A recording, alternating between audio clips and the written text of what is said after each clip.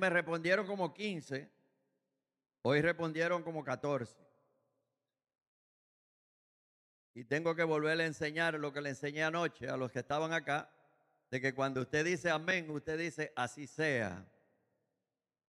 Y si usted quiere ser bendecido y yo le envío una bendición de parte del Señor, usted debe decir, Dios le bendiga, hermanos. Gloria a Dios, qué bueno, qué bueno. Bendito sea el Señor, aleluya, aleluya. Usted sabe que muchas veces, cuando uno sale de viaje, especialmente si sale en automóvil, el viaje a veces se le hace largo. Pero si usted va bien acompañado, el viaje se le hace corto. Amén. Y entonces, no solamente eso, sino que si hay alguna situación o cualquier problema que se levante en el camino, si usted está bien acompañado, usted tiene quien le respalde, quien le ayude, ¿sí o no? Yo quiero cantar una alabanza esta noche que me parece que el escritor de esta alabanza se inspiró en los dos discípulos que iban hacia Emaús. Y usted ponga la atención a la letra y se va a dar cuenta el por qué. Y se titula Divino Compañero del Camino.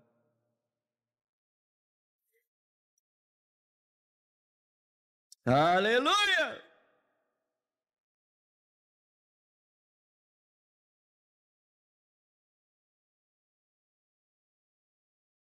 Aleluya.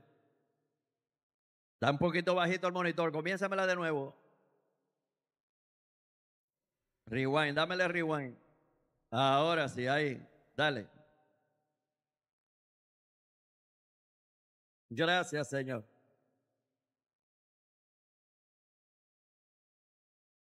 Divino compañero del camino, tu presencia siento yo al caminar. Ella disipado toda sombra, ya tengo luz, la luz bendita de tu amor. La sombra de la noche se aproxima y en ella el tentador acechará. Si no me dejes solo en el camino,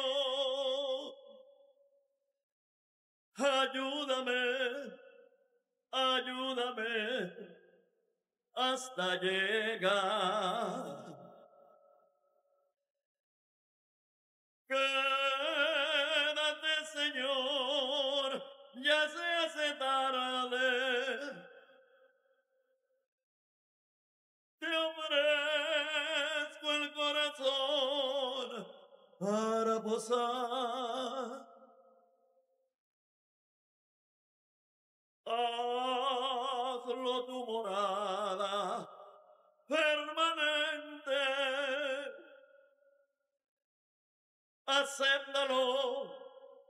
Acéptalo, mi Salvador. Aleluya. Sí, Señor, te damos nuestro corazón en esta noche para que te quedes permanentemente. Contigo la distancia se hace corta. No habrá sed ni el sol fatigará. Si en el mar las olas se levantan, tú sobre ellas majestuoso andarás. Quédate, Señor, ya se hace tarde. Te ofrezco el corazón para posar. Hazlo tu morada permanente. Acéptalo, acéptalo, mi Salvador. Acéptalo, acéptalo, mi Salvador. Aleluya. Que en esta noche todos podamos decirle, Señor, te ofrezco mi corazón para que lo hagas tu morada permanente. Me parece ver a esos discípulos que después ellos mismos comentaron y dijeron, con razón nos ardía el corazón. Con razón había algo que me movía, que me motivaba, que me empujaba a estar atento a lo que el Señor o lo que esa persona estaba diciendo, porque todavía no se habían dado cuenta. Aleluya. Que en esta noche alguien que esté aquí pueda sentir a ese Señor tocando la puerta de su corazón y con gozo, con alegría, pueda abrir la puerta. Como dice Apocalipsis, yo estoy a la puerta y llamo. Aleluya. Y el Señor tiene el deseo de querer compartir contigo. No solamente un día, no solamente una noche, no solamente una campaña, sino desde este día hasta que Él venga. Bendito sea el Señor. Alabado sea el nombre del Señor. Le damos gracias a Dios, ¿verdad? Por la iglesia que pastorea nuestro hermano Héctor Guerrero. Bendito sea el Señor. Le damos gracias a sus adoradores que fueron los que tuvieron la adoración y la alabanza en esta noche. Le pregunté al pastor Mateo que si estaba un poco rápida la música. Y me dijo, eso es puro merengue dominicano. Aleluya. El dominicano tiene música alegre. Y las personas dominicanas somos personas alegres. Bendito sea el Señor. Y nos gusta adorar a Dios con nuestra música. Amén, hermano. Bendito sea el Señor. Yo recuerdo una ocasión que yo me resistía a cantar bachatas. Y yo estaba en un concierto con la hermana Carmen Sanabria, en Kissimmee, por cierto. Y recuerdo que el Señor habla a mi mente y me dice, Eligio, ¿de dónde tú eres? Yo le dije, yo soy dominicano. ¿Y qué clase de música tienen los dominicanos? Bachata y merengue. Me dice, entonces, ustedes los dominicanos son los únicos del mundo que tienen que coger música prestada de otros países para adorarme a mí. Porque los puertorriqueños me adoran con su salsa, los cubanos con su danzón, los mexicanos con sus mariachis y rancheras, y ustedes las aceptan y las reciben. Entonces ustedes son los únicos pobrecitos que tienen que pedir música prestada. Inclusive recuerdo que en mi oído escuché un sonido como suena la guitarrita china. Me dice, los chinos me adoran con una guitarrita que Me dice, ¿y ustedes aceptan esa música? Pero la de ustedes mismos no la aceptan. No, tú eres dominicano, tú me tienes que adorar como dominicano. En el África usted va y son con los tambores. Y con eso adoran a Dios. Amén, hermanos. Esta noche no le canté bachata, pero aleluya. La debemos, la debemos. Bendito sea el Señor. Esta noche yo quisiera presentar al predicador, el siervo de Dios, que durante estos días no he estado hablando de parte del Señor y he estado trayendo palabra de edificación para el cuerpo de Cristo. Es la iglesia. Para eso es la palabra, dice la Biblia. La edificación del cuerpo, para eso son los dones del Espíritu. Aleluya. Amén, hermanos. Entonces yo quisiera, para los hermanos que no vinieron, ni antes de ayer ni ayer, leerle la reseña del pastor José Manuel Sierra, o Manolo Sierra, como también lo conocemos. Sí, él nació el 2 de octubre del año 1961. Entregó su vida a Cristo siendo muy joven. Al poco tiempo recibió el llamado del Señor para servir en su obra, por lo que inmediatamente estudió en el Seminario Teológico de Las Palmas en Gran Canaria, graduándose el día 31 de mayo de 1981. Y desde entonces comenzó su ministerio como evangelista en diferentes lugares, en España, en Argentina, junto a su esposa Elena y a sus hijas Priscila y Miriam. En obediencia al llamado que el Señor puso en su corazón, se trasladó junto a su familia a las Islas Canarias, donde fundó el Centro Evangélico Vida Nueva de Santa Cruz de Tenerife, el cual sigue pastoreando hasta el día de hoy. El pastor Manolo Sierra siempre se ha caracterizado por ser un hombre apasionado por el estudio e investigación de las Sagradas Escrituras, incluso llegando a dominar el hebreo bíblico. Su principal anhelo es favorecer a que el mayor número de personas posible sean capaces de alcanzar un nivel superior de conocimiento del Señor y a través de su palabra.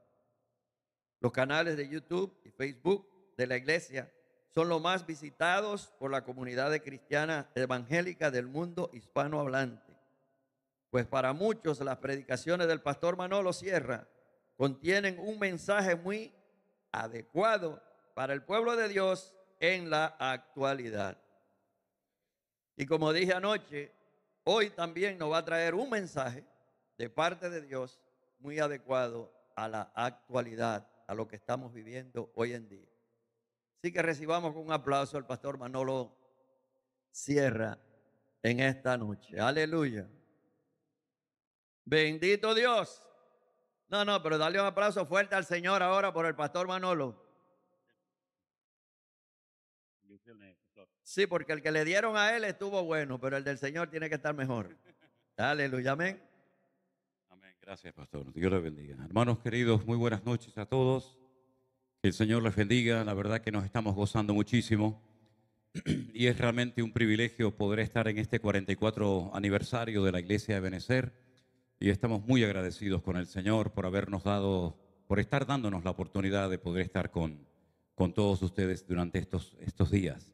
Como decía en el día de ayer, generalmente cuando soy invitado a un evento, por ejemplo como este, es mi costumbre desde hace ya unos cuantos años atrás que el último mensaje que comparto con la congregación es un mensaje que va en una línea, digamos, profética o escatológica, ¿no?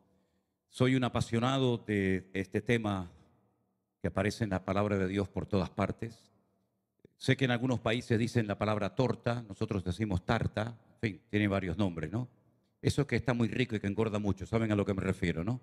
Pues si cogiéramos, digamos, una torta y la partiéramos en 3 pedazos, 3 de esos pedazos es material profético. Es decir, que el tema más mencionado en la Biblia no es ni siquiera la salvación ni la alabanza, sino el tema escatológico. Hay 3/4 partes de material profético en la Biblia para que la iglesia no ande en la ignorancia, sino que el creyente, sobre todo de estos últimos tiempos, sepa en qué momento de la historia nos encontramos. Es para mí tremendamente triste cuando escucho a creyentes que me dicen, hermano, yo llevo toda la vida congregándome en esta o en aquella iglesia y yo nunca he escuchado un estudio profundo, ¿verdad?, exhaustivo acerca de, por ejemplo, libros como Daniel, que es el Apocalipsis del Antiguo Testamento, o el Apocalipsis del Nuevo Testamento.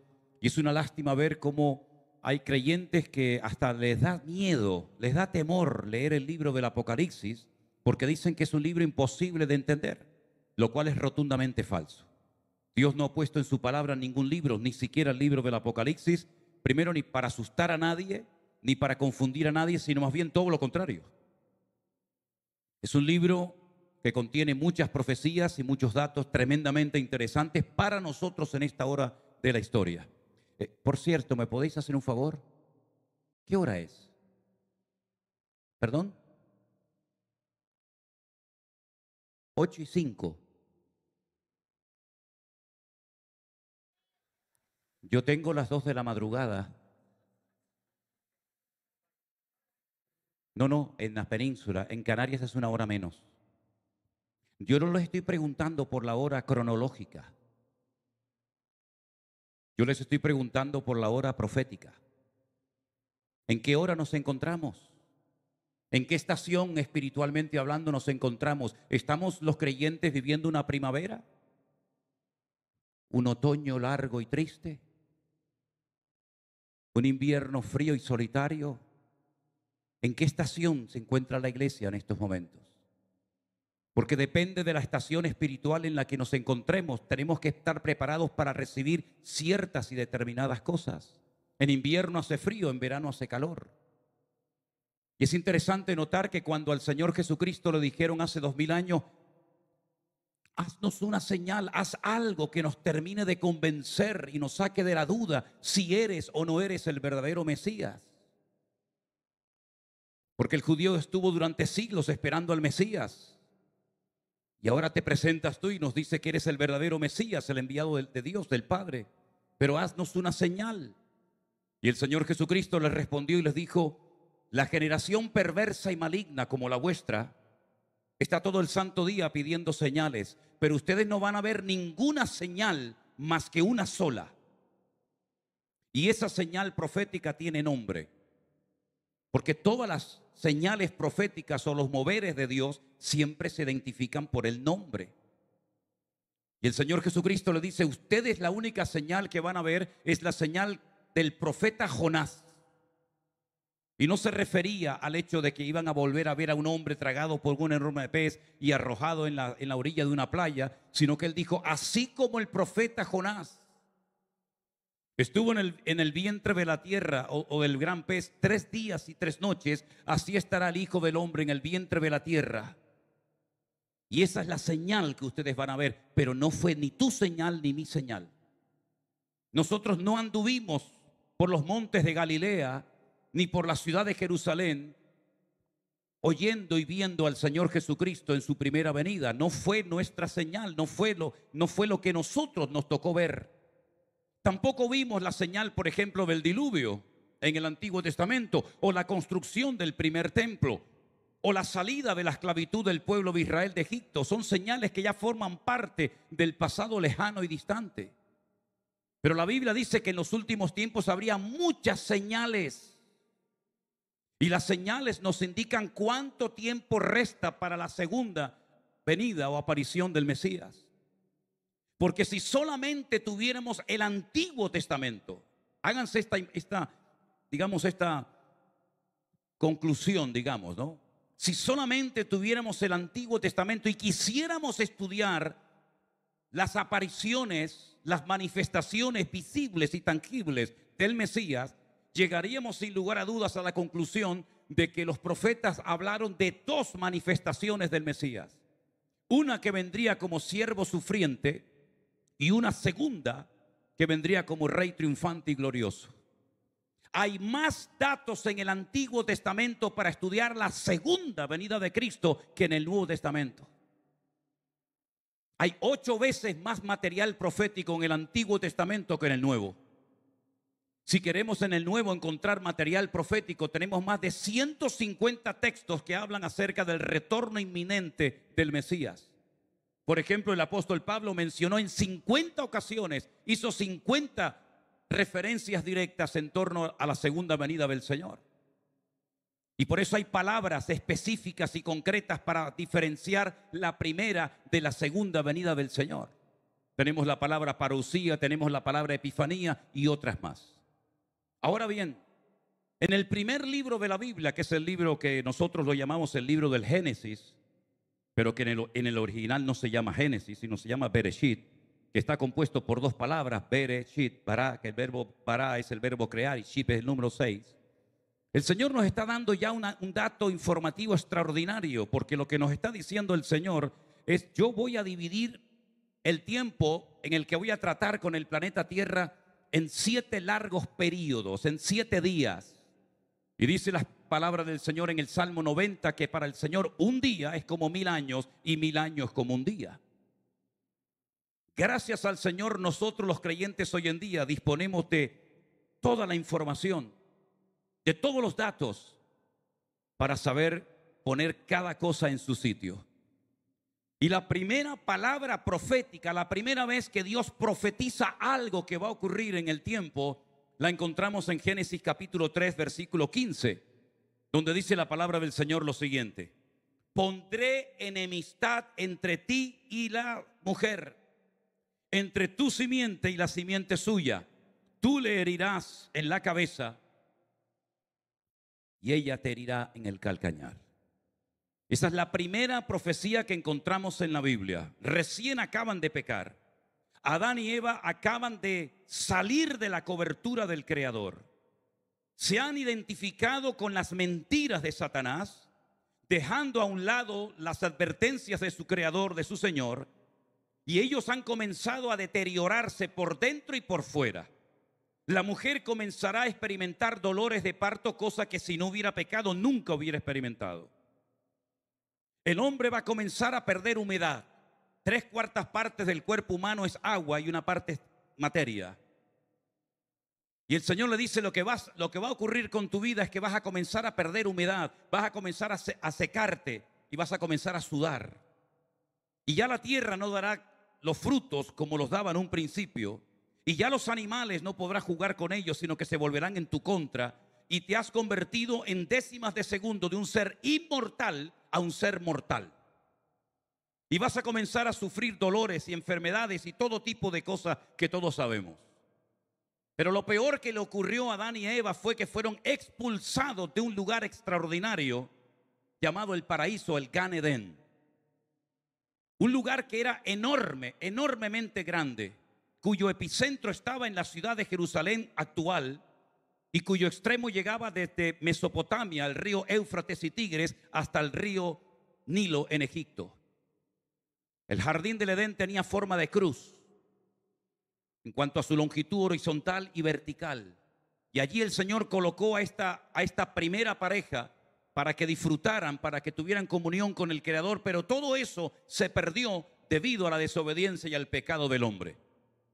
Pero ahí nace una esperanza, y la esperanza es que algún día vendría un descendiente de una mujer que a su vez sería herido en su pierna, en su calcañar, pero que ese descendiente de una mujer heriría con herida de muerte y mortal en la cabeza a Satanás. Cuando yo comencé a leer la Biblia por primera vez hace ya mucho tiempo atrás, lo primero que me impactó es que cuando yo leía el relato de la creación, veía que era Dios el que estaba hablando, poniendo todo en su justo lugar, dando órdenes que hasta el día de hoy se mantienen. Y me encuentro que hay un creador, que como dijimos ayer, su primer nombre aparece en plural, en género masculino, Elohim. Y vemos que hay un hombre y después hay una mujer. Y de repente aparece un tercer personaje, o un cuarto personaje, según como lo quieran mirar, que intenta seducir y que intenta hacer caer en tentación a Eva. Satanás solamente se ha presentado en 2 ocasiones para tentar a una persona. La primera vez que Satanás se presenta para tentar a una persona fue en el jardín del Edén con Eva. Y la única y segunda vez que se presenta Satanás para tentar personalmente en primera persona a otra persona fue en el desierto de Judea, cuando fue a tentar al Señor Jesucristo. Ya no vuelve a aparecer tentando a nadie directamente. Y en ese momento, cuando el Señor le dice esta palabra profética a Eva, diciéndole que de tu descendencia nacerá un personaje que herirá a este enemigo que os ha desconectado de mí y que a su vez será herido en el calcañar, Satanás, que no es omnisciente, que no lo sabe todo, se queda realmente sorprendido porque él piensa que ha ganado la batalla. Ya he logrado desconectar al hombre de Dios, así como yo me desconecté de él y fui arrojado y expulsado de su presencia. Ahora a esto les ha pasado lo mismo que a mí me ha sucedido. Ya no tenéis esperanza, porque dicho sea de paso, Dios jamás movió ni un solo dedo para restaurar a su posición original al diablo o a Satanás. Nunca. Sin embargo, ahora se entera de que Dios va a hacer algo extraordinario, va a mover cielo y tierra para restaurar al hombre. Y lo va a hacer a través de un descendiente de una mujer. Y él se queda seguramente impactado y sorprendido porque sabe que su fin se acerca, pero no sabe de quién se trata, dónde va a suceder ni cuándo. Y él tiene que comenzar a seguir como perro sabueso las instrucciones, los datos, la información que el Creador va a ir dando progresivamente a lo largo de la historia para poder descubrir o hacerse una idea de quién es ese personaje que va a acabar con su reinado y con su influencia en la tierra. No sabe quién es, no sabe dónde van a nacer, no sabe qué nombre va a recibir, no tiene ningún dato más que el que Dios le dijo a Eva en ese momento. Pero esa pareja al poco tiempo se queda embarazada ella. Y muchas veces me han preguntado, ¿con quién se casaron los hijos de Adán y Eva? ¿Tuvieron relaciones con Eva, con su madre? No.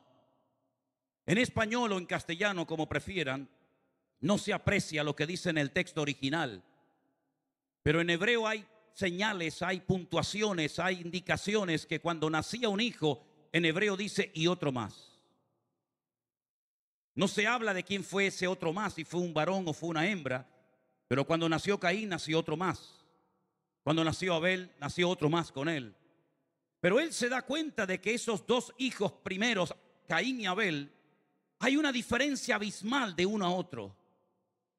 Y cuando se presentan delante del Señor, dice la Biblia que Dios miró con agrado la ofrenda de Abel, pero miró con desagrado la ofrenda de Caín. Y Satanás, que sabe que van a ser alguien que le va a herir, probablemente pensó, intuyó por un momento que este que agrada a Dios, ese puede ser el que me va a herir a mí y acabar con mi reinado y mi influencia en el mundo.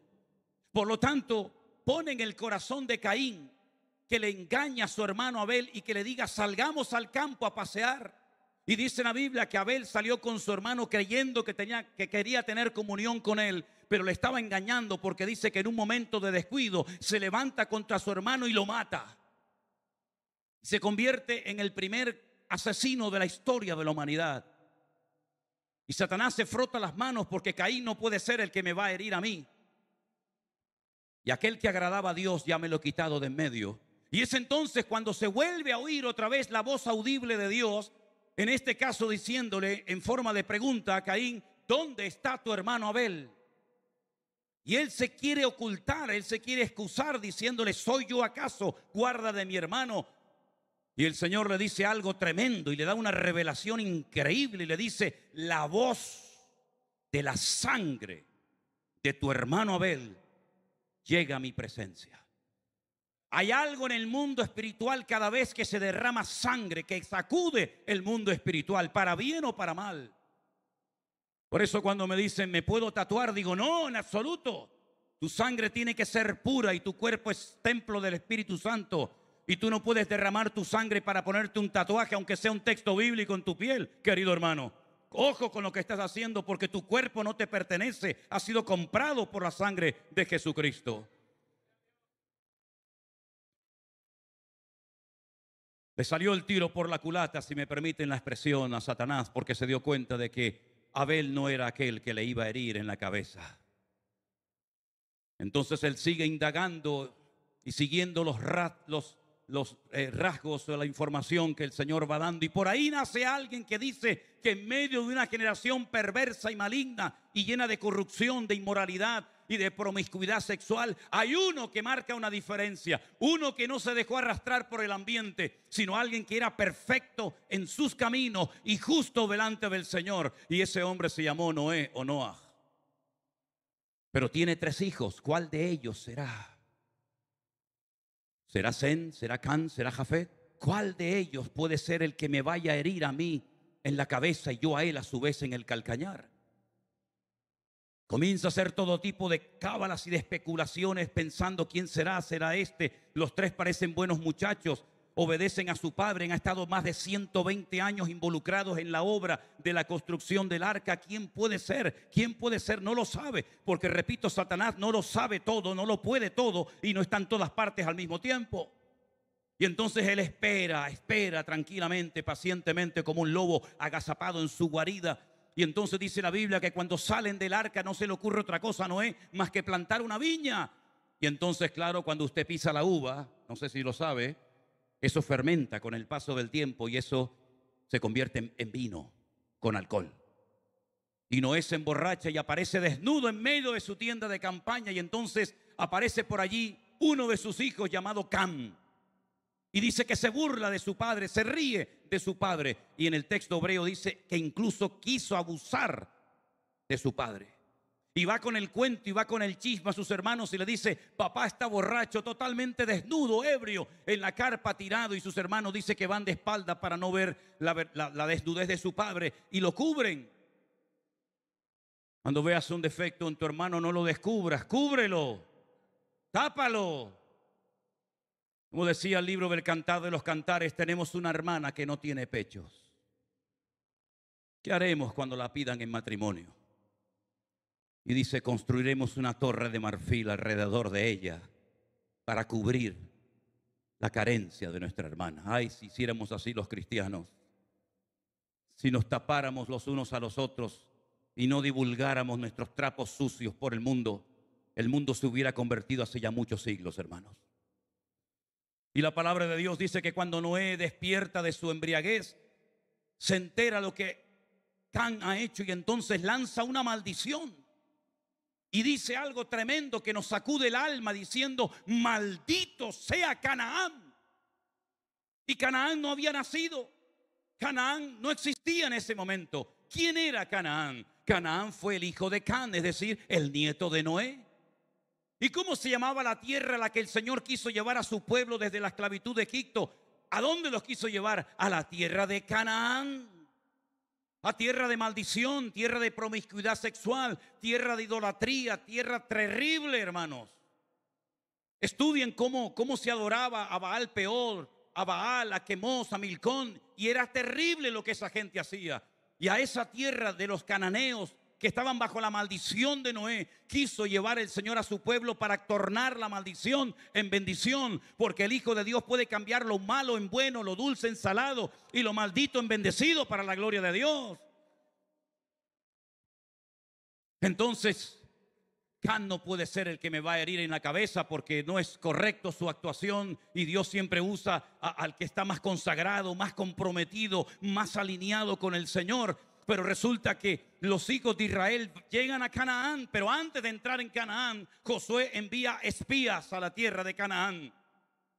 Y dice la Biblia que llegan a la casa de una mujer cananea, dueña de un prostíbulo. Y siempre que se habla de Rahab, siempre se habla como Rahab la ramera. Y llegan estos 2 espías. Ella les abre su corazón y les dice: toda la ciudad está muerta de miedo por causa de vosotros, porque hemos oído lo que el Señor hizo por vosotros hace 40 años. Cómo abrió las aguas del Mar Rojo, cómo vencisteis a todos los enemigos que se presentaban en el desierto, y sabemos que Dios ha entregado esta tierra. Tened misericordia de mí y de mi familia. No me matéis, sino que acuérdense de la clemencia, de la misericordia que estoy aplicando con ustedes. Y ellos le dicen: si no le cuentas el cuento al rey, sino que estás en tu casa. El día que entremos a conquistar la tierra, te perdonaremos la vida a ti y a tu familia. Y dice la Biblia literalmente que Rahab vivía entre muro y muro. Había 2 círculos concéntricos alrededor de la ciudad de Jericó, uno exterior y uno interior. Y entre muro y muro vivía Rahab la ramera. Ella había atado un cordón de color rojo en la ventana para que los que entraran a conquistar la tierra supieran que ahí no había que entrar y matar a nadie, sino que ahí vivía una mujer que tuvo misericordia y apoyó a los espías que mandó Josué. Y es interesante notar que después de varios días, las murallas de Jericó no cayeron de adentro hacia afuera, ni de afuera hacia adentro, sino que como aquella escena que aún tenemos en nuestra mente de las Torres Gemelas en Nueva York, cayeron sobre sí, porque fue el Señor el que las tumbó de arriba para abajo. Y toda la ciudad cayeron, pero su casa permaneció, porque caerán a tu lado 1000, 10,000 a tu diestra, mas el que confía en el Señor no cae, sino que permanece para siempre. ¡Aleluya! Y ella se convierte, si quisiéramos utilizar este término, se convierte de verdad al Señor y se incorpora al pueblo de Israel y se casa con uno de los espías. Y uno de los espías se llamaba Salmón. No es que se casó con un salmón, sino que se casó con un señor que se llamaba Salmón. Y al poco tiempo Rahab la ramera y Salmón queda embarazada. Y tienen un hijo que lo conocemos como Booz. Y este Booz, un hombre solo con mucho dinero, que tenía grandes tierras, un día pregunta: ¿y esta mujer que está aquí espigando en mi campo, esta quién es? Dice: esta es Ruth la moabita. Esta es Ruth la moabita, que ha venido con su suegra Noemí. Y se enamoran y él la redime, porque era el pariente cercano, y al poco tiempo queda embarazada y nace un hombre llamado Obed, y posteriormente nace Isaí, y de Isaí viene David, que es de la tribu de Judá. Satanás va acumulando toda la información. Va a ser un varón de la tribu de Judá. No sé cómo se va a llamar, no sé dónde van a nacer, pero ya sé que es un hombre, ya sé que es un varón. Ya sé que tiene que pertenecer a una de las tribus de Israel, la tribu, no la sacerdotal, sino la tribu de la realeza, la tribu de Judá. Entonces él se centra en los varones. Y cuando llegan a Egipto resulta, o cuando salían de Egipto, resulta que el faraón intenta matar a todos los varones. Porque él sabe que Satanás sabía que un hombre, un varón, le iba a herir en la cabeza. Y según va pasando el tiempo, sabiendo que el Mesías aún no ha nacido, le vuelve a poner en el corazón a otro rey llamado Herodes, que vuelva a matar a todos los niños varones. Pero se le escapó el más importante y el más grande de todos. Pero fijaros cómo a lo largo de la historia Satanás comienza a perseguir, intenta bloquear el diseño, el plan de Dios, hasta que por fin nace el Mesías, cuando tenía que nacer, en Belén de Judea, en la casa del pan, porque él dijo: yo soy el pan de vida. Bendito sea Dios. Ahora bien,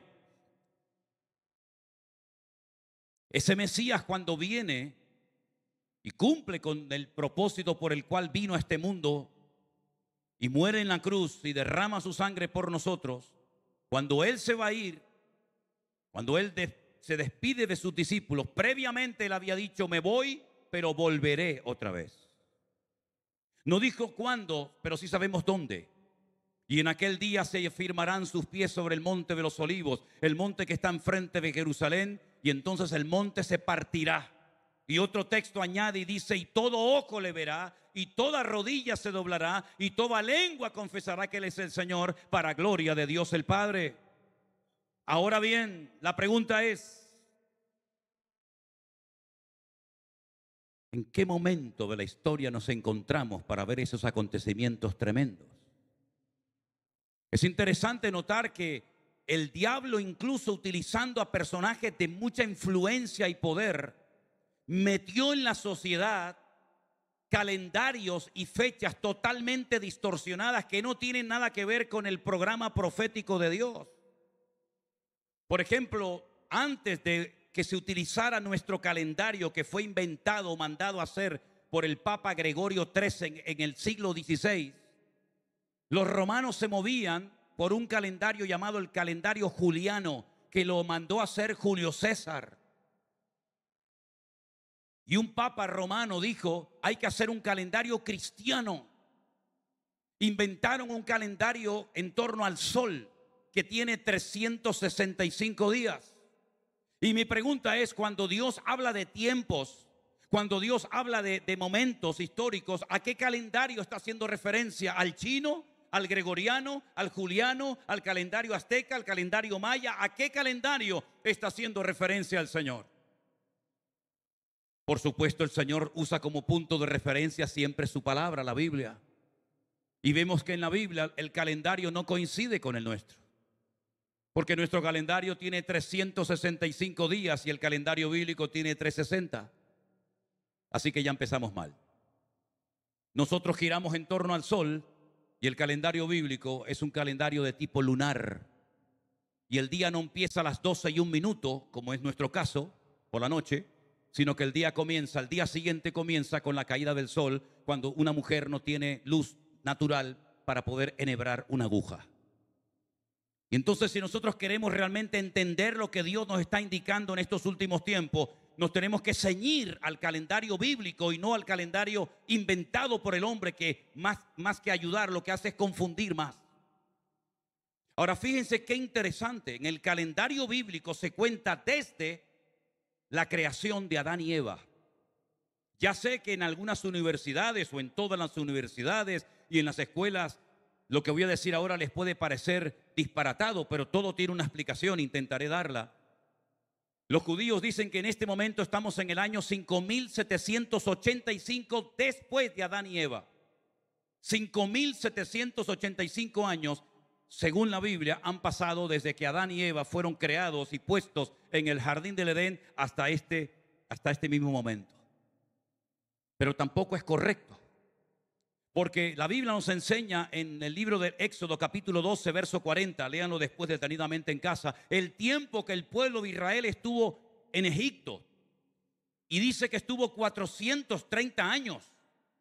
Pero de esos 430 años no todos fueron tiempos malos o de esclavitud.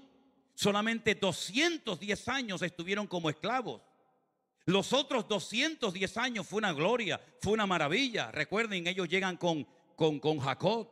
No hay alimentos, no hay comida, no hay agua, no hay pasto para los animales y descienden a Egipto. Egipto en hebreo se dice Mitzrayim.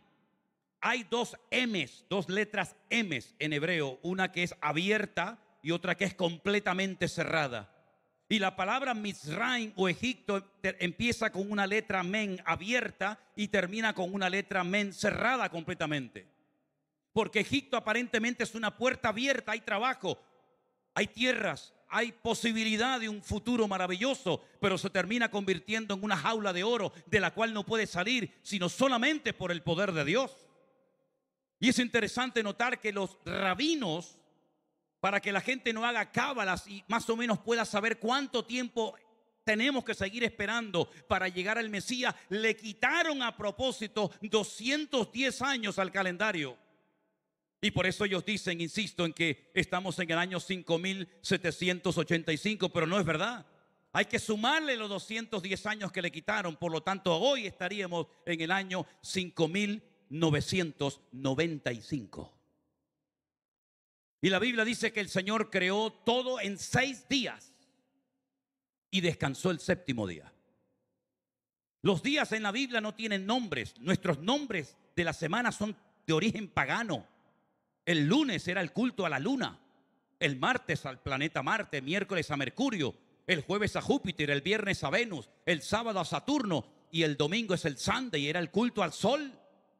Pero en la Biblia está el día primero, día segundo, día tercero, día cuarto, día quinto y el día séptimo, ¿cuál es? El Shabbat, el día del reposo, el día del descanso, ¿verdad? Y la palabra del Señor nos enseña que el Antiguo Testamento cubre un periodo de 4000 años.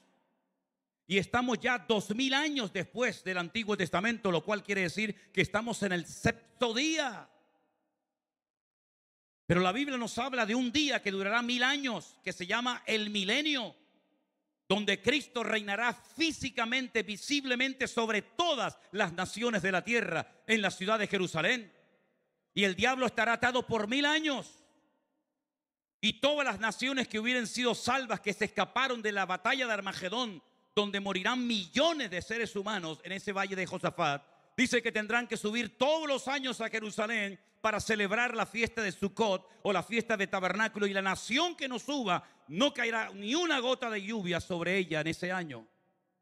En otras palabras, nunca ha habido una generación más cerca del retorno inminente del Señor Jesucristo que nosotros actualmente.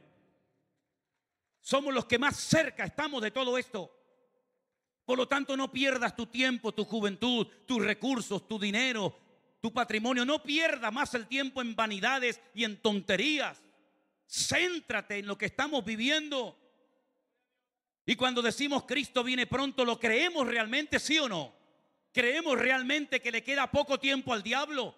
¿Creemos realmente que en un momento y en un abrir y cerrar de ojos nuestros cuerpos serán transformados? Los muertos resucitarán primero y luego nosotros los que vivimos. ¿Creemos realmente en todo eso, sí o no?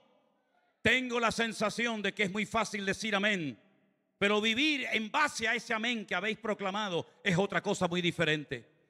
Porque si realmente crees que Cristo viene pronto, ¿por qué te afanas por tus cuestiones materiales o económicas? Si realmente crees que Cristo viene pronto, entonces ¿por qué estás tan preocupado y nervioso y triste y ocupado en vanidades que no sirven para nada? Si Cristo viene pronto, alaba al Señor, glorifica al Señor y comprométete con el reino de Dios. Si fuéramos menos teóricos y más prácticos, no nos importaría tanto las cosas de la vida, sino que viviríamos totalmente desprendidos de todo afán, de toda preocupación, porque sé que mi Señor viene pronto, porque Él dijo, no se turbe vuestro corazón ni tenga miedo. En la casa de mi Padre muchas moradas hay. Si así no fuera, yo lo hubiera dicho. Voy pues a preparar lugar para vosotros, para que donde yo estoy, vosotros también estéis conmigo. Y sabéis el camino. Felipe le dijo, el camino, ¿qué camino? ¿Dónde vas? Yo soy el camino, la verdad y la vida, y nadie va al Padre sino solamente a través de mí. Al Padre, ¿qué Padre? A mi Padre Celestial. Muéstranos al Padre y nos basta, dice Felipe. Tanto tiempo hace que estoy con vosotros y no has conocido al Padre. El que me ha visto a mí, ha visto al Padre. No digas tontería, no pierdas el tiempo en discusiones teológicas. Yo vengo pronto y mi galardón conmigo para recompensar a cada uno según sea su obra. Bendito sea Dios. Ahora bien, nos paramos ahora, 2024, septiembre, aquí en la ciudad de Orlando. Muy bien. ¿Cuánto falta? Porque ustedes llevan un reloj en la muñeca y saben a qué hora empezaba el culto, aunque nunca se sabe cuándo termina. Y sabes que mañana tienes que ir al colegio o a la universidad o a trabajar. Y generalmente tenemos una agenda y sabemos lo que tengo que hacer el lunes, el martes, en enero, en febrero, ¿verdad? Pero, y espiritualmente, ¿qué nos indica la palabra en cuanto al tiempo en el que estamos en este momento? Hermanos queridos, les voy a decir algo que les puede sacudir el alma. No se preocupen, esta noche no va a venir el Señor. No se preocupen, hermanos. Si me equivoco y viene el Señor en medio de la predicación, les pediré perdón cuando lleguemos a la gloria. Si es que llegas. ¿En qué me baso cuando yo digo que en este momento no viene el Señor? ¿Hay algún argumento bíblico? ¿Hay alguna información en la Escritura que nos indique a nosotros si viene o no viene ahora mismo el Señor? Por supuesto que sí, querido. Por supuesto que sí. La palabra del Señor nos dice muy claramente lo que les voy a leer a continuación. Presten atención, por favor. Con respecto, estamos hablando de este tema, ¿verdad? Con respecto a la venida del Señor Jesucristo, y nuestra reunión con Él, os rogamos, hermanos, fíjate el ruego que hace aquí el apóstol Pablo, os ruego, hermanos, que no os dejéis mover fácilmente de vuestro modo de pensar. Ni os conturbéis, ni por espíritu, ni por palabra, ni por carta, como si fuera nuestra, en el sentido de que el día del Señor vendrá pronto, está cerca. Nadie os engañe en ninguna manera, porque no vendrá el Señor hasta que venga la apostasía y se manifieste el hombre de pecado, el hijo de perdición. Hay dos palabras para hacer referencia a la venida del Señor. Una es epifanía, que es la primera venida, y otra es parausía, que solamente se emplea en la Escritura para hacer referencia a su segunda manifestación visible. Y Pablo emplea en este versículo 1 la palabra parausía. Con respecto a la parausía, es decir, con respecto a la segunda aparición del Mesías, no se preocupen porque no puede venir, no va a venir hasta que se manifieste el hombre de pecado, el hijo de perdición, y venga la apostasía. Este personaje del cual se habla aquí, la Biblia le da diferentes nombres. Ustedes saben que el nombre muchas veces implica la esencia de la persona o del objeto del cual estamos hablando. Cuando decimos el Espíritu Santo, ¿cuántos nombres recibe el Espíritu Santo en la Biblia? Muchísimos.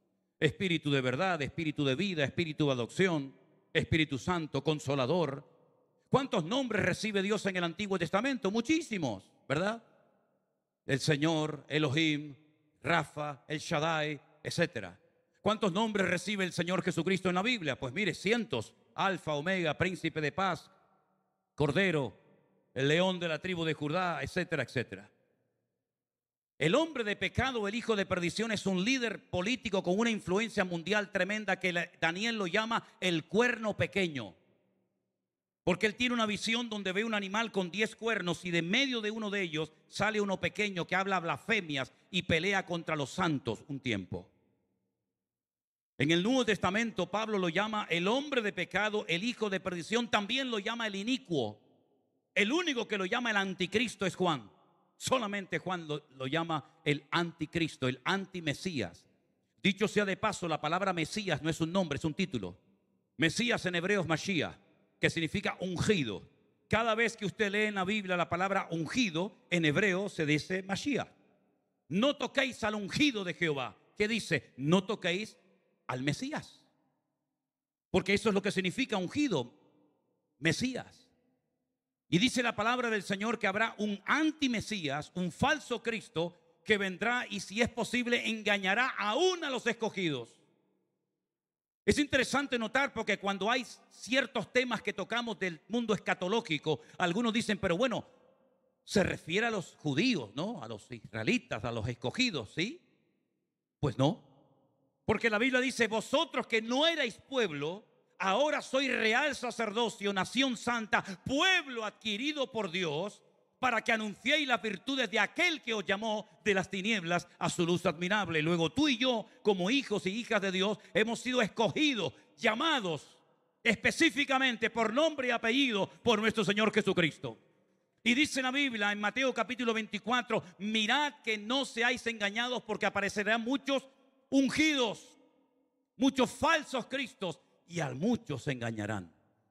¿Qué significa? Que van a aparecer por Orlando, por Miami, por Nueva York, por Europa, por Estados Unidos, por el mundo entero, personas autodenominándose somos Jesucristo. Ha habido casos. Ahora mismo en el mundo hay 8 hombres que dicen que son Jesucristo. Uno de ellos vive en Jerusalén. Va vestido así con una túnica, se ha hecho cortes en la ropa como si fuera herido. Incluso a veces se pone una corona de espinas, va descalzo, carga una cruz. No se refería directamente a eso, sino que si ungido o Mesías significa ungido, el Señor está diciendo, cuidado porque habrán falsas unciones en los últimos tiempos y algunos irán detrás de esas falsas unciones. Mirad que nadie os engañe. ¿Cómo podemos comprobar si realmente la unción que supuestamente este caballero dice tener viene de lo alto o viene de lo bajo? ¿Cómo podemos saber, cómo podemos discernir si ese supuesto ungido el Señor lo está usando o vete tú a saber quién lo está usando? Para eso tenemos las Sagradas Escrituras, mi querido hermano. para poder discernir, para poder interpretar si lo que está haciendo, si lo que está enseñando es bíblico o no es bíblico.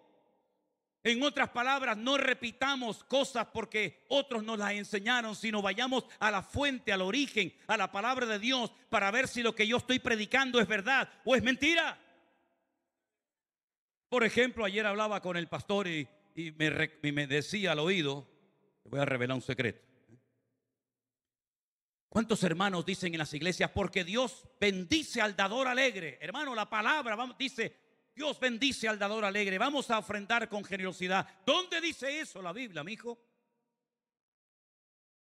¿Dónde dice la Biblia que Dios bendice al dador alegre? Eso no dice la Escritura. Eso es lo que nosotros decimos y ya lo repetimos como el loro. Yo no digo que Dios no bendiga al generoso. Por supuesto, faltaría más. Pero si usted quiere citar la Biblia, cítela bien o cállese la boca. La Biblia dice que Dios ama al dador alegre. Pero no diga que la Biblia dice que Dios bendice al dador alegre. Una vez me dijo una persona, yo leo la Biblia. Digo, ¿sí? ¿Qué lees tú de la Biblia? Dice, Jeremías, me dice. Digo, ¿Jeremías qué capítulo? O Jeremías qué, y me dice, yo el apellido ya no me lo sé. Digo, venga, dime un versículo de la Biblia. Me dice, ayúdate que yo te ayudaré. Digo, ¿de qué estás hablando? ¿Qué tontería estás diciendo? Eso no es Biblia. Ah, no. Digo, no, eso no es Biblia. Entonces, si usted quiere tener un conocimiento exacto de lo que va a ocurrir, posiciones en la verdad, y la verdad está escrita y revelada en la palabra de Dios. Y la Biblia nos enseña que los últimos tiempos para también los creyentes, para nosotros, van a ser tiempos difíciles y peligrosos. Tiempos de inmoralidad, tiempos donde lo malo ahora es bueno, tiempos donde intentarán sacar a Dios de todas partes, intentarán ridiculizar nuestra fe, tirando por tierra la credibilidad de la cual goza la palabra de Dios, etcétera, etcétera. Vemos hoy en día en televisión, vemos hoy en día en la radio, vemos hoy en día en los colegios, en las universidades, auténticas abominaciones que provocan la ira de Dios, pero las enseñan como algo normal. Y si no las aceptas, si no las recibes, te dicen que estás caducado, que eres un xenófobo, etcétera, etcétera. ¿Saben qué es lo último que quieren hacer los judíos? Que lo van a hacer, lo vais a ver, ¿eh? Ya está en operación. Han logrado quitar la prohibición de que los judíos puedan subir a la explanada del templo a orar. La explanada del templo es el monte Moriah, donde Abraham subió a sacrificar a su hijo. Donde actualmente hay una cúpula dorada, que es la cúpula de Omar, o la cúpula de Al-Aqsa, y al lado, la mezquita de Al-Aqsa. Allí durante mucho tiempo los judíos no han podido subir a orar, estaba totalmente prohibido. Allí fue donde David subió y le compró el terreno a Arauna, ¿se acuerdan? Y presentó un sacrificio al Señor para parar la mortandad en Jerusalén. Ese fue el lugar donde Abraham subió con su hijo Isaac y estuvo a punto de sacrificarlo a menos que Dios lo parara. En ese lugar los judíos no podían subir a orar y en ese lugar ellos sueñan con reconstruir su tercer templo. Ya uno fue destruido, el segundo fue destruido y el tercero también va a ser destruido. Pero su anhelo, su deseo es volver a reconstruir el Bet HaMikdash, la casa santa para el Señor. Como no pueden de momento construir el templo, lo que están haciendo es un altar portátil para subirlo arriba a la explanada del templo y comenzar a hacer sacrificios. Aunque no tengan el templo, se pueden hacer sacrificios aunque no haya el edificio, aunque no haya el templo. Y el objetivo es decirle a los cristianos, nosotros no necesitamos la sangre de vuestro Mesías, porque nosotros tenemos nuestros corderos, nuestros animales y nuestros sacrificios. Y eso de que la sangre de vuestro Mesías limpia de todo pecado, nosotros no lo aceptamos. Ese es el objetivo, el propósito que probablemente este año veremos o el próximo, si estamos todavía con vida en este mundo.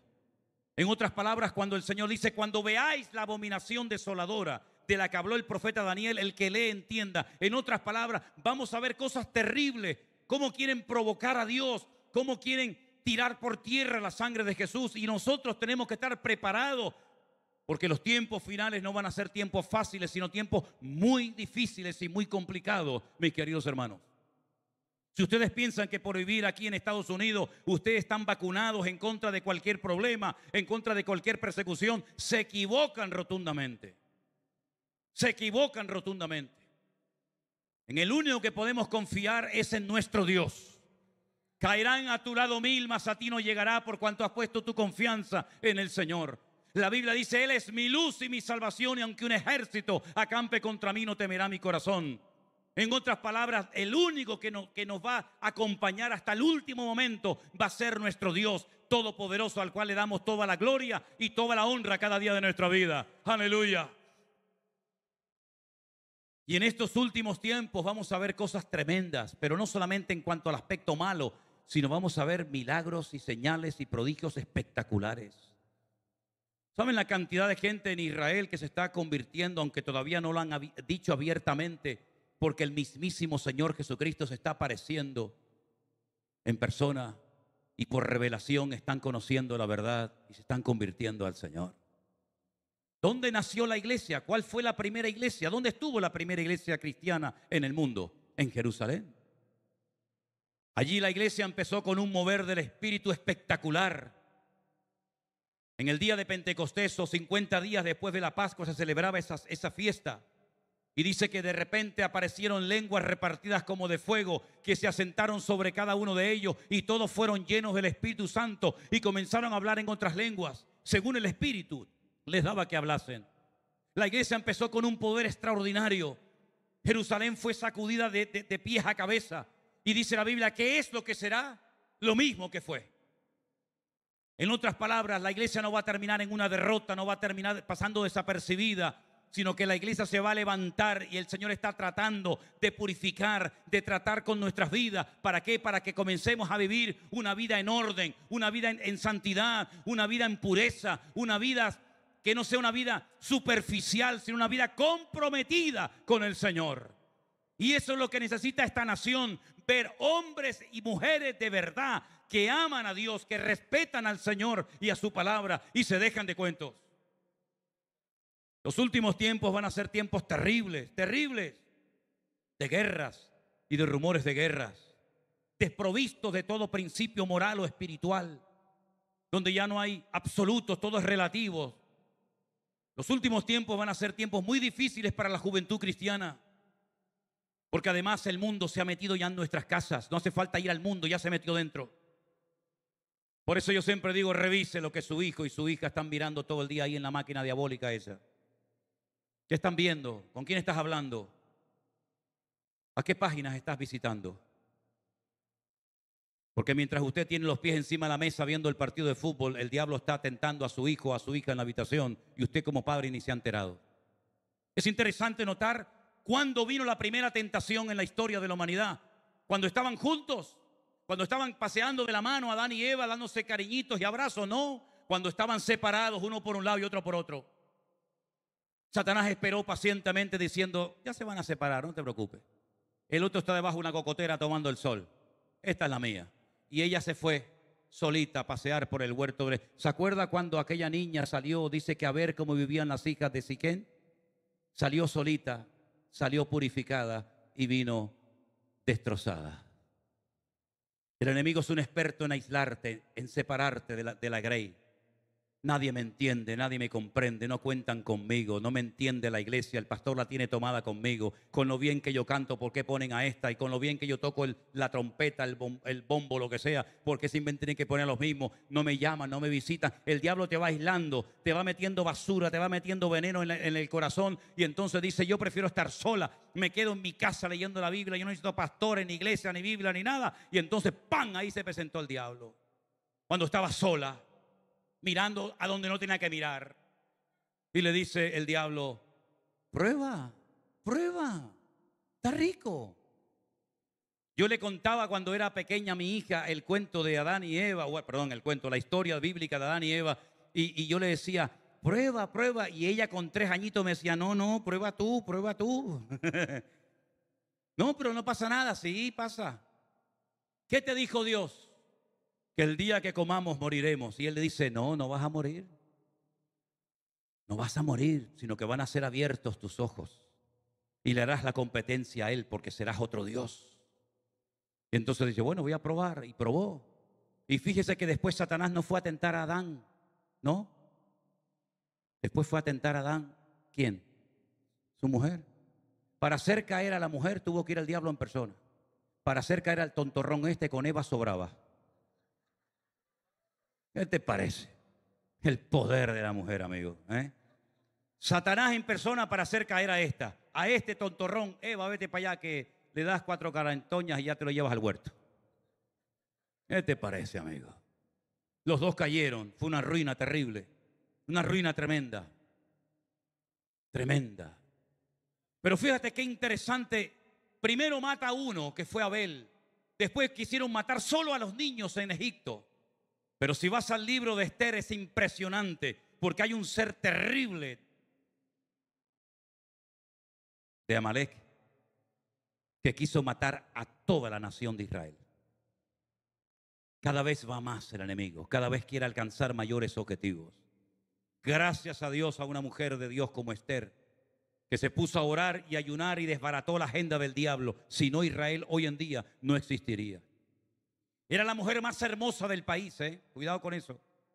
Era una mujer hermosa, era una mujer bellísima, una mujer tremendamente atractiva, pero que no usaba su belleza para hacer caer a los hombres, sino que utilizó su belleza como instrumento para llevar al pueblo a la presencia del Señor, a buscar el rostro de Dios. Cuidado con eso. Cuidado lo que estás haciendo con tu vida, porque si te miran a ti, pero tú los llevas a Cristo, gloria a Dios, pero si te miran a ti, quedan en ti, mal asunto, amigo. Generalmente la gente muy guapa o muy bellas tienen un gran problema. Yo ese problema, gracias a Dios, no lo tengo.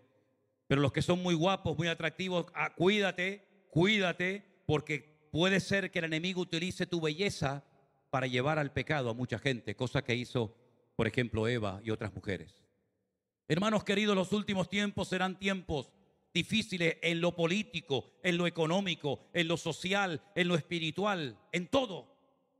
La palabra del Señor nos dice en Apocalipsis capítulo 12 que Satanás oyó la profecía, oyó el mensaje profético de que el Mesías vendría, y durante toda la historia, desde el Génesis hasta el nacimiento de Cristo, él comenzó a perseguir a esa mujer, y esa mujer no era la Virgen María, esa mujer en ese momento no era la iglesia, esa mujer en ese momento era el pueblo de Israel que quedó preñado, quedó impregnado con la promesa de que nacería el Mesías, y viendo que no pudo destruir al pueblo, dice que se va a hacer guerra contra los que guardan los mandamientos del Señor y contra los que creen en el Mesías.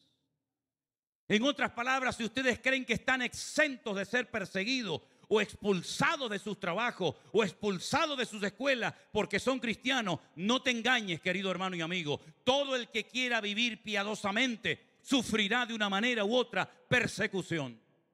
Y si no se están metiendo contigo, es que tú tienes un problema. Si le caes bien a todo el mundo, tú tienes un serio problema. Pero si tú estás viendo cómo te presionan, cómo se ríen, cómo se burlan de ti, dale gloria a Dios. Bienaventurado es el que padece persecución por la causa de Jesucristo. Si en tu colegio, en tu universidad, en tu trabajo no se ríen de ti, es porque probablemente hace mucho tiempo que dejaste de ser luz y la sal se desvaneció. Pero que se metan contigo por ser cristiano es una honra, es un honor, es un privilegio padecer por la causa de Cristo. Gozaos y alegraos porque vuestro galardón es grande en los cielos. Aleluya. Se levantará no solamente un líder político de Europa, del antiguo territorio del Imperio Romano. Recuerden rápidamente el sueño de Nabucodonosor. Una estatua enorme, gigante, cabeza de oro, pecho y brazos de plata, vientre y muslos de bronce y las 2 piernas de hierro mezclado con barro. Esas 2 piernas representan al continente euroasiático y representan también Europa. Y de ahí se levantará este personaje siniestro. ¿Saben que tenemos en el corazón de Europa una máquina gigante? No cabe en esta habitación, que la llaman la bestia. Ahí están los nombres de todos los habitantes de Europa, direcciones, teléfonos. Algunos se compran televisiones grandes de estas modernas de hoy en día para ver, sin saber que te están viendo a ti también. Así es. Y cuando llevas el teléfono encendido te están escuchando todo lo que dices y te tienen localizado 24 horas al día. Así que eso de privacidad, privacidad la que tienes que tener tú con Dios. Es la única que funciona. Pero dice la palabra de Dios que en los últimos tiempos ese personaje siniestro, que lo conocemos como el anticristo o el antimesías, tendrá el apoyo de otro personaje también terrible que se llama el falso predicador, el falso profeta. ¿Qué es un profeta? Un profeta es un predicador. Por eso Pablo decía, yo quiero que todos profeticen, es decir, yo quiero que todos prediquen la palabra. Un profeta no es una persona que tiene una voz muy rara. Hola hermano, Dios te bendiga, bendecido. No, no, no. Ese es alguien que tiene problemas en las cuerdas vocales. Un profeta no es una persona que está todo el día viendo cosas y te profetiza lo que... ¿Cuántas veces me han venido a mí personas por la espalda? O de frente también, ¿no? Me acuerdo en San Francisco, vi una señora, me pone la mano en la espalda, yo me le viro y digo, la manita quieta. La manita quieta, a mí no me esté tocando. ¿Qué quiere? No, es que tengo palabra de Dios para usted. El Señor le va a bendecir, el Señor está contigo. El Señor dice, mire hermana, escúcheme una cosa, no pierda el tiempo, hermana.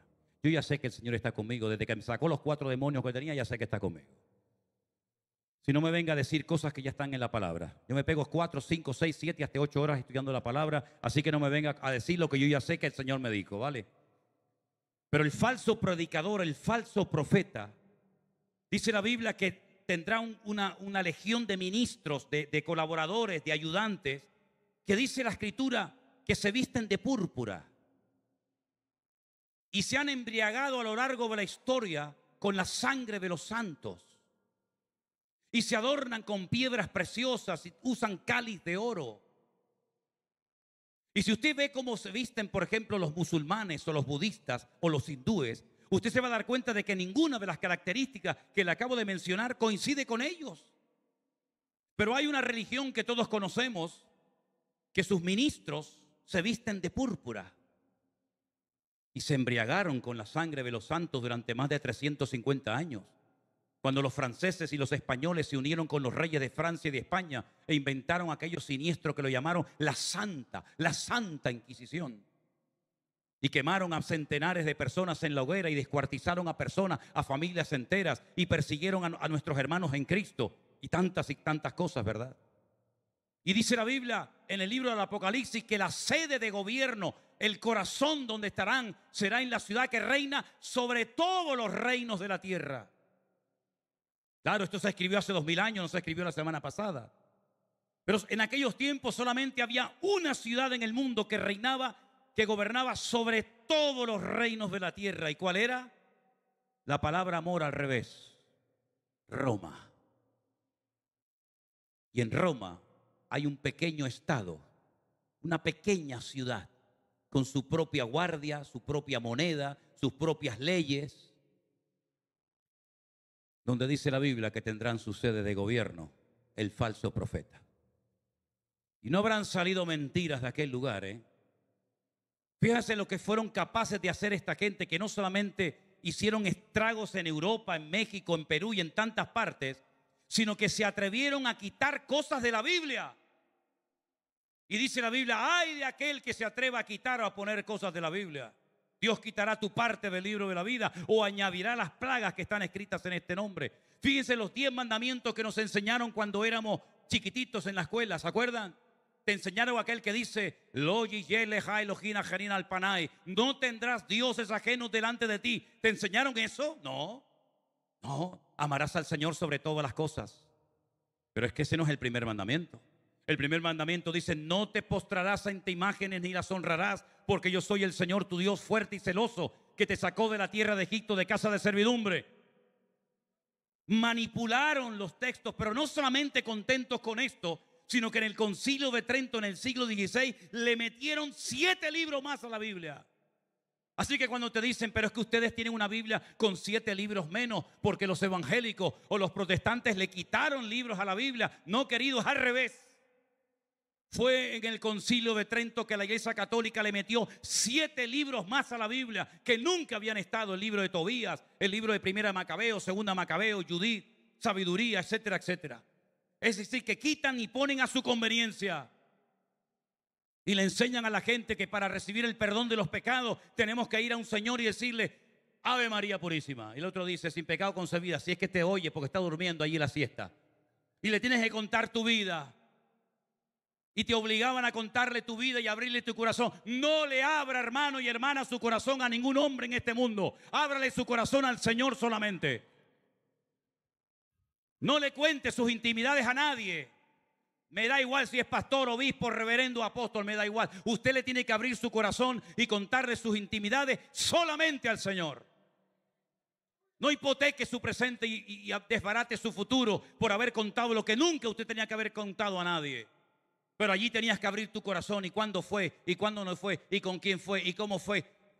Claro, era uno pequeño, pero si me pasara hoy en día, le diría, ¿a ti qué te importa cuándo fue y dónde no fue? Y un día se me ocurrió decirle a uno de los confesores en los salesianos, yo estudié en los salesianos durante años, y le digo, bueno, y como ya no sabía qué más contarle, digo, bueno, y también me arrepiento de los pecados que voy a cometer al salir de la misa, de la iglesia. Y me pegó un bofetón. ¿Qué te parece? Un sopapo me dio allí.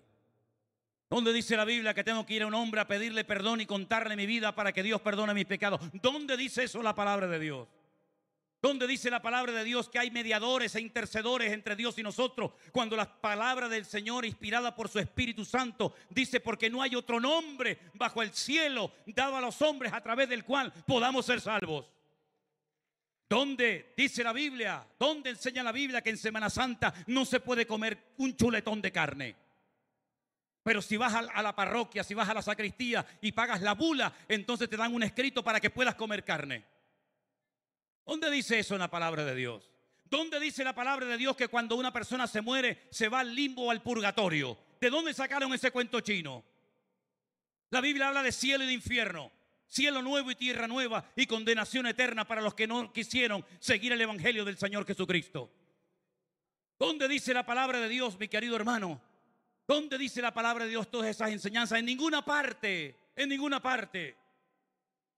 Pero en los últimos tiempos vamos a escuchar doctrinas de demonios, enseñando cosas que no son bíblicas, como por ejemplo, pase adelante, hagamos un pacto, hermana, entre usted y yo. El pacto generalmente siempre es esto. Hagamos un pacto entre usted y yo le doy cobertura espiritual, usted me cuenta sus cosas y yo soy su cobertura espiritual. ¿Dónde dice eso la Biblia? Yo no tengo que pactar con ningún hombre. Yo estoy bajo la cobertura poderosa del Espíritu de Dios en mi vida. Yo no tengo que pagarle a nadie para que me eche ningún demonio. Yo no tengo que pagarle a nadie para que vigile mi vida. Yo no tengo que ir a un lugar para que me expulsen los demonios. Porque el Señor me liberó y todas las cosas viejas pasaron. Aquí todo es hecho nuevo. Pero doctrinas de demonios vamos a escuchar en los últimos tiempos. Y lo dice el Espíritu Santo claramente. Y todo eso vendrá del mismísimo infierno. Por eso, mis queridos hermanos, cuando veamos cosas terribles que estamos viendo y escuchando cada día, mentalízate de que estamos ya en los últimos tiempos. Y una cosa que les voy a decir, Rusia, tarde o temprano va a atacar a Israel. No les quepa a ustedes la menor duda. Ya están ahí en el norte, en los altos del Golán, ya están ahí arriba. Y están como locos por meterse por los altos del Golán y descender por el valle del Jordán e ir al valle del Magedón o de Megiddo y llevar a cabo la batalla más terrible que jamás se ha librado en la historia de la humanidad, donde millones y millones de naciones se unirán para ir en contra del pueblo de Israel, tomar la ciudad de Jerusalén y decirle a Dios en su propia cara y en su santa ciudad: tú no pudiste proteger a este pueblo, nosotros somos más poderosos y más fuertes que tú. Y la palabra del Señor nos enseña que el mismo Señor Jesucristo tendrá que intervenir personalmente en esa última batalla antes de que destruyan al pueblo de Israel. Y dice que levantarán su mirada y mirarán al que traspasaron y harán grande lamento por él. Y ahí vendrá el Señor en busca de su pueblo. La pregunta es, ¿y nosotros? ¿Qué pintamos en toda esta película? ¿Cuál es mi papel en esta obra? ¿Me quedo, salgo? ¿Dónde estaremos nosotros? Permítame que les recuerde algo de la Biblia. Una mujer casada y con dos hijos, tuvieron que emigrar a Jordania o a Moab en aquella época, porque en Belén, donde vivían, no había comida, no había trabajo, no había futuro, no había nada. Y allí se va Noemí con su marido y con sus hijos, ¿verdad? Malón y Kelión. Y dice la Biblia que estos hijos se casan con mujeres moabitas. Pero resulta que el marido de Noemí muere y los hijos de Noemí se mueren y se quedan ahí 3 mujeres solitas, viudas. Y Noemí dice, me voy a volver a mi tierra otra vez. Aquí no tengo futuro, no tengo nada. Y de las dos nueras, dice una que se volvió a sus dioses. Pero la otra le dijo, no me ruegues que te deje ni te abandone, porque a donde tú vayas yo iré. Tu pueblo será mi pueblo y tu Dios será mi Dios. Y donde a ti te entierren, a mí también me van a enterrar contigo. Noemí era judía, Ruth era moabita, era gentil. ¿Quién consoló a quién? ¿Quién apoyó? ¿Quién sustentó a quién? ¿La judía a la gentil o la gentil a la judía? Es interesante, ¿no? Ella rehace su vida y se casa con el hijo de Rahab la ramera, un tal Booz, y de ahí viene el Mesías. En otras palabras, nosotros vamos a tener un ministerio extraordinario en los últimos tiempos de restauración, de cariño, de amor, de apoyo a un pueblo que le dio las espaldas a su Mesías, pero que si tú eres capaz de provocarlos a celos, porque al judío no se le convierte predicándole. La Biblia dice que para él la palabra de la cruz es locura. ¿Cómo se alcanza entonces a un judío? ¿Cómo se evangeliza a un rabino? ¿Cómo se alcanza a una persona que se sabe media Biblia de memoria, pero que ha rechazado al Mesías? Dice, provocándolo a celos. Viendo que tú eres un hombre bendecido, viendo que el Señor te ha sanado, viendo que el Señor te ha liberado, viendo que sabes la palabra de Dios igual o más que Él. En otras palabras, despertando en Él el interés hasta el punto que te llega a preguntar, pero tú ¿cómo sabes todo eso? Yo he ido a sinagogas de visita y me han terminado sacando en la plataforma y gozándome con ellos, incluso hasta orando por ellos.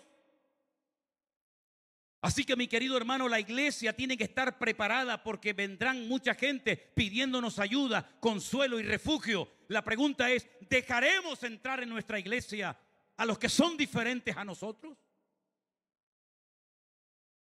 Porque cuando yo entré en la iglesia por primera vez no venía así vestido, Yo me quitaba mis pantalones, los jeans, creo que los llaman aquí los jeans, yo me los sacaba y se quedaban de pie,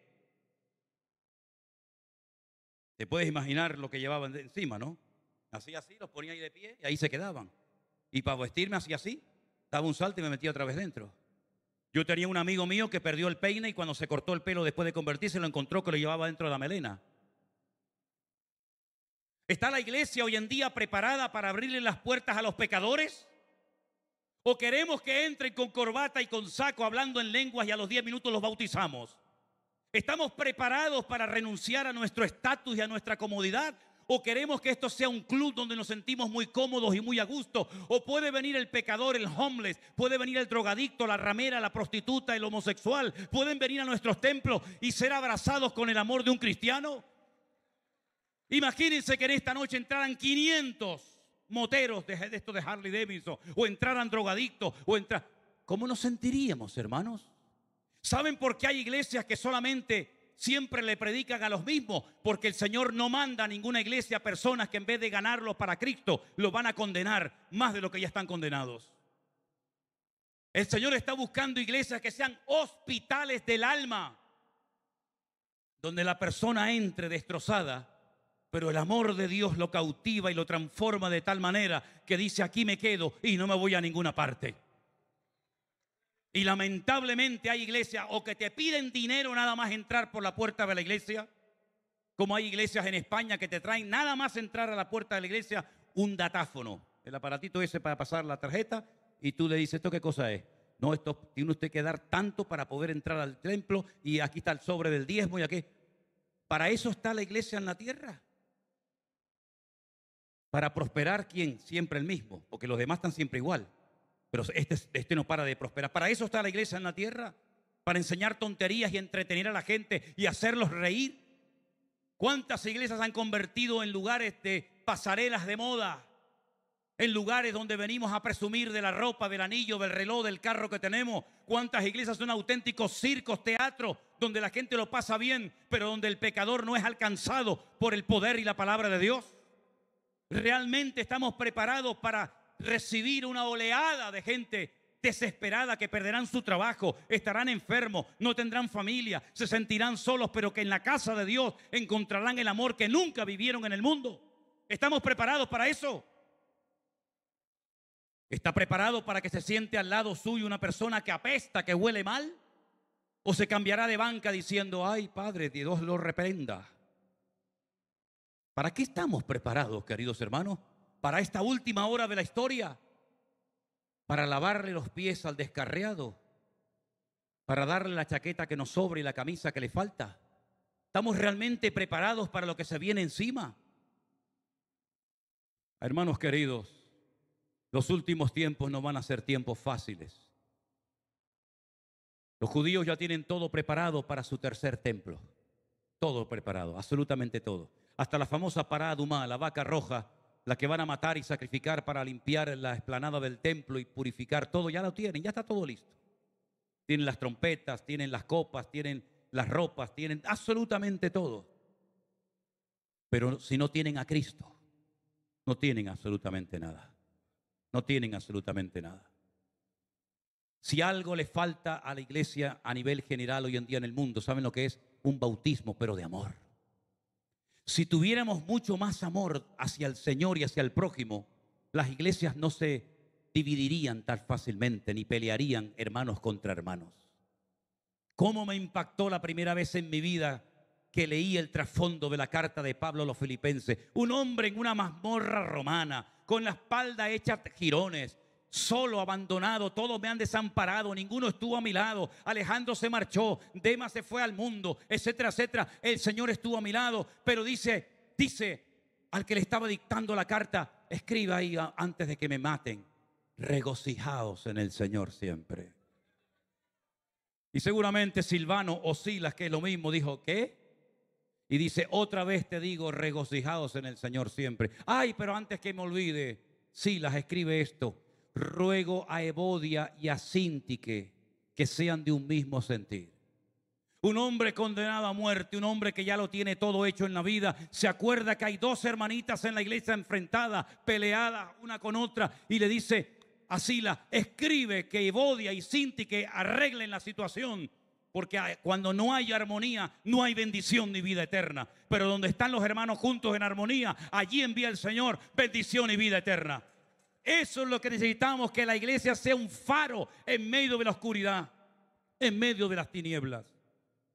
Porque Cristo es verdad que viene pronto, pero dice la palabra y termino, pero el Señor no retarda su promesa, según algunos la tienen por tardanza, sino que es paciente para con todos, deseando que todos procedan al arrepentimiento. ¿Solamente tienen que arrepentirse los impíos y pecadores? ¿O tiene también la iglesia que arrepentirse de muchas cosas? ¿Solamente el arrepentimiento es para los del mundo, los de la calle? ¿No tenemos nosotros nada de lo que arrepentirnos? ¿Por qué dice el Señor que no vendrá si la iglesia sigue teniendo tantas manchas y arrugas? Porque la iglesia se ha arrugado mucho y se ha manchado mucho. Y yo siempre he dicho que cuando el mundo nos imita a nosotros, es una honra, es una alegría. Pero cuando tú tienes que imitar al mundo para entretener a la gente de su iglesia, tienes un gran problema, querido. Cierra tus ojos ahí donde estás en esta noche y dile al Señor, Señor, perdóname por el tiempo perdido. Perdóname porque estoy viviendo como si fuera a estar en esta vida 1000 años. Perdóname, Señor, por el tiempo que he perdido, por el dinero que he malgastado, por los dones que le he dado al mundo en vez de habérselos dado a mi Señor. ¿Sabes? La mejor decisión que puedes tomar en esta noche como joven o con la edad que tengas es decirle, Señor, yo quiero ir a por todas. Yo no quiero perder más el tiempo. Bueno, si el Señor te ha dicho que hagas ese estudio, esa carrera, gloria a Dios, pero si no es esa la voluntad de Dios, ¿para qué estás perdiendo el tiempo? ¿Para qué estás obligando a tus padres que trabajen como mulas para pagarte unos estudios cuando Dios no te ha llamado a hacer eso? ¿Para qué estar en un lugar cuando ese lugar ya no tienes por qué estar ahí ni un minuto más de tu vida? Cierra tus ojos ahí donde estás y dile, Señor, perdóname. Perdóname, Señor, por el tiempo perdido. Perdóname, Señor. por no ser tú lo primero en mí, sino otras cosas te han desplazado de mi vida, Señor. Oh, Padre Santo, gloria a tu nombre, mi Dios. Bendito sea tu nombre, mi Señor. Gracias, Dios. Gracias, mi Dios. Tú eres todopoderoso. Aleluya. Que el Señor nos guarde y nos proteja y nos libre siempre de todo peligro y de todo mal. Y vivamos como si hoy fuera el último día de nuestra vida. Si alguien tiene que entregar su vida a Cristo y venir al Señor, hazlo ahora antes de que sea demasiado tarde. ¿Hay alguien entre nosotros que le quiere entregar su vida a Jesús? Que quiere decirle, Señor, yo he perdido mucho tiempo y quiero aprovechar los últimos años de mi vida para honrarte y para servirte a ti con todo mi corazón y con todas mis fuerzas. Si es así, ponte de pie y ven al frente. Y si hay algún creyente, algún hermano aquí en esta iglesia que en esta tarde quiere decirle, Señor, perdóname, yo quiero aprovechar el tiempo, Señor. También te invito a que te pongas de pie y pases al frente buscando la presencia del Señor. Todos nos ponemos de pie ahora, hermanos.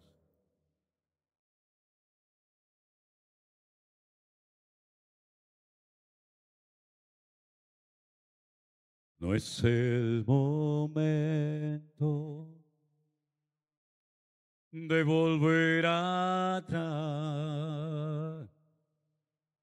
No es el momento de abandonar. Sigue adelante, mirándolo a Él. Pronto llegaremos al hogar.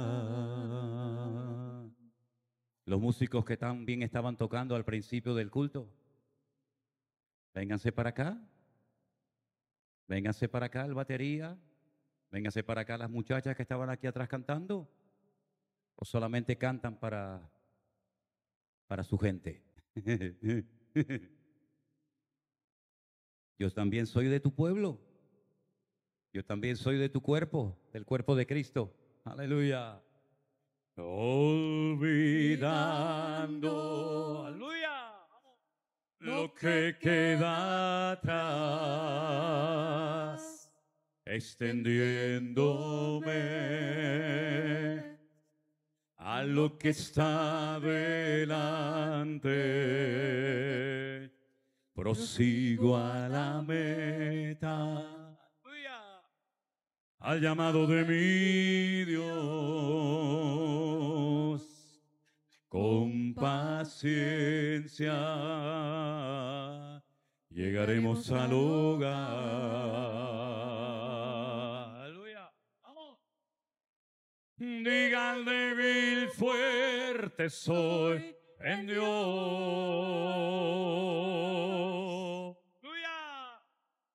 En Cristo yo soy más que vencedor. Amén. Él renueva hoy mi fuerza. Aleluya. Hay victoria, dígalo conmigo. Hay victoria en el nombre del Señor. Amén. Vamos.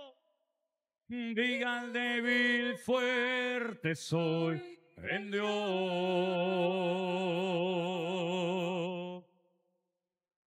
En Cristo yo soy más que vencedor.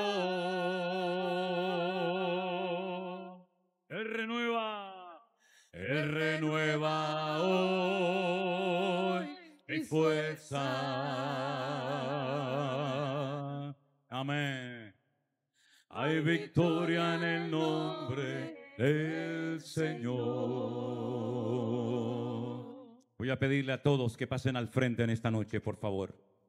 Venga adelante, mi querido hermano y amigo. Vamos a orar juntos a nuestro Dios, todos. Vamos.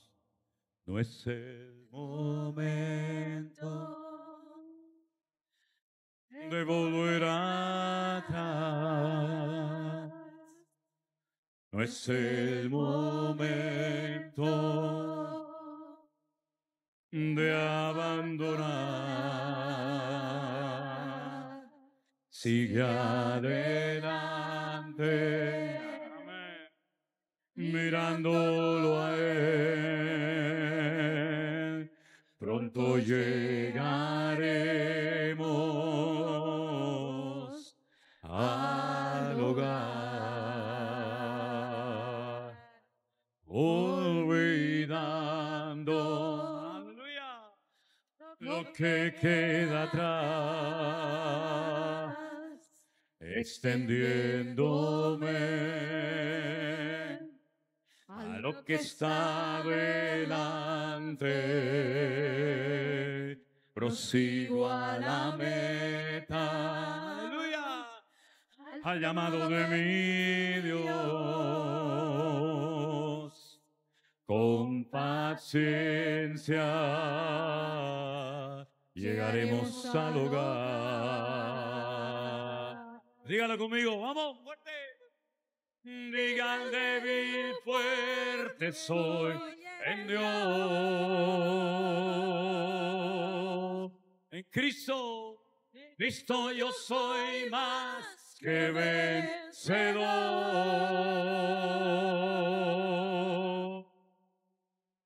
Él renueva hoy mi fuerza.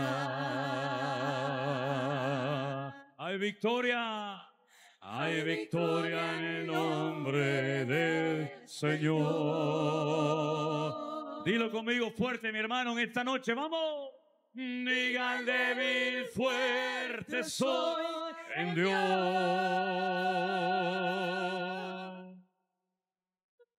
En Cristo yo soy más que vencedor.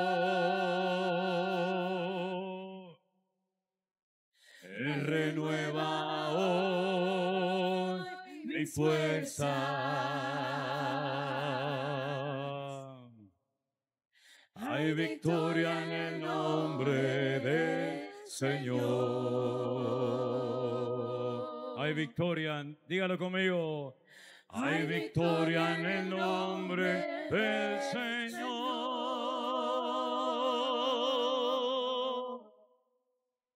Hay victoria en el nombre del Señor.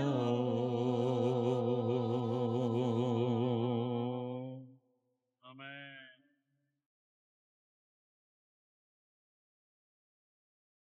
Gracias, Jesús. Ore por la persona que está a su lado en esta tarde, querido hermano. Tal vez lo conoce, tal vez no, pero sea como sea, oremos los unos por los otros en este momento a nuestro buen Dios. Y dígale, Señor, gracias por la vida de mi hermano, Señor. Aleluya. Gracias, Señor, porque tú nos has llamado para vivir en armonía, juntos en victoria. Bendiga esa casa, esa familia. Gracias al Señor por estos 44 años de gloria de Dios, de fidelidad de Dios. Que Dios siga bendiciendo su pueblo aquí en esta ciudad, fortaleciendo la vida de los pastores. El mayor favor que puede hacer por un siervo de Dios es cubrirlo cada día en oración, mi querido hermano. Oremos los unos por los otros en esta tarde para que el Señor nos mantenga unidos y podamos avanzar en el nombre del Señor y robarle el botín al enemigo en el nombre del Señor.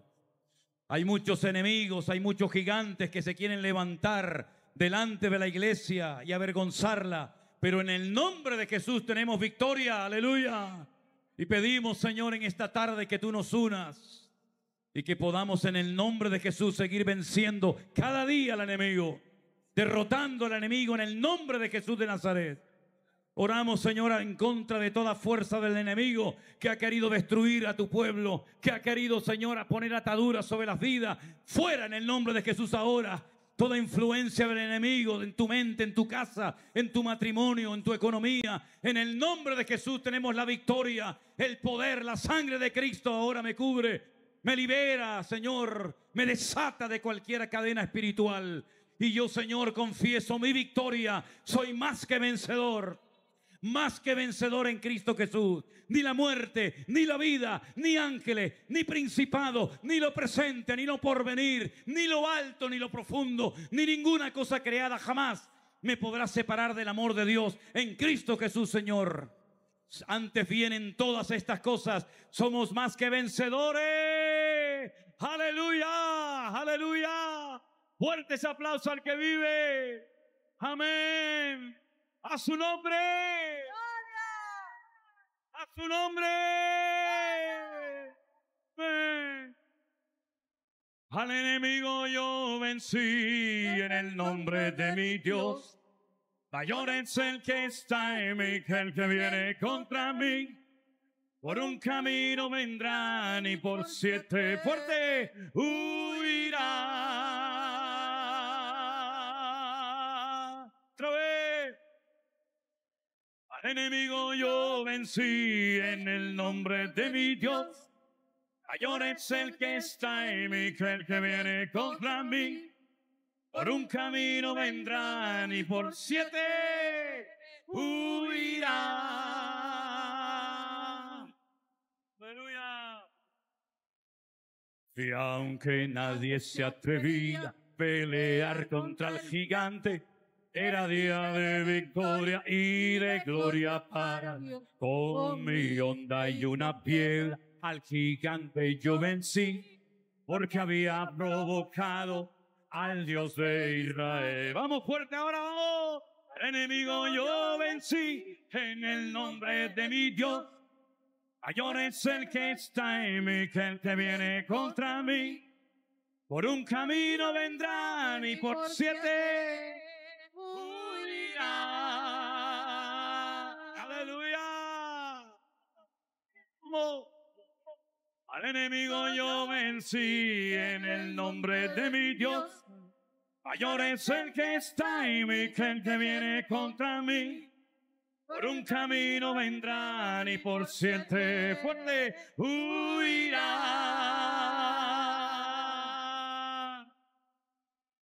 Y ahora tú vienes contra mí con espada y jabalina. Yo voy contra ti en el nombre de... Escucha, no te tengo miedo por muy grande que tú seas. Hoy te venceré y todos lo verán. Amén. Enemigo yo vencí en el nombre de mi Dios. Mayor es el que está en mí que el que viene contra mí. Por un camino vendrán y por 7 huirá. Cántalo fuerte conmigo. Al enemigo yo vencí en el nombre de mi Dios. Mayor es el que está en mí que el que viene contra mí. Por un camino vendrán y por 7 huirá.